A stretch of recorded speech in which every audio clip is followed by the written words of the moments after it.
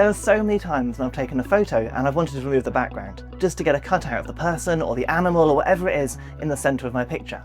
Well, there's a really simple way to do it that works on iPhone and iPad. I'll show you on iPad so you get the biggest screen benefit. Here I've got a picture of myself and my friend Thomas, and all I'm going to do is long press on myself in the image, and you'll notice this kind of white glow around the edge. This works when photos can really clearly identify a foreground subject of a picture. If it's something far in the distance, it may not work. But with that glow around the edge, you can see it's got myself highlighted. Then on that pop-up menu I can press Share, and you can see in the corner that there's a little cutout there with no background, none of that beach behind me anymore.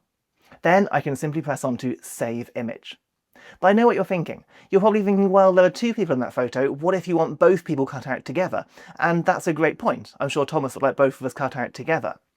Well, this time what I'll do is long press on Thomas, and on that pop-up menu in the middle, rather than pressing Share, I'm going to tap Select All. That's then going to find anything in the foreground of the image, in this case the two of us, and then you'll see that white glow going around both of those figures. Then we can simply press Share and Save Image. And if I jump back into my camera roll in the Photos app, and you can see both of those photos there with no background. If this helped, please do subscribe, and then check out this quick tip next.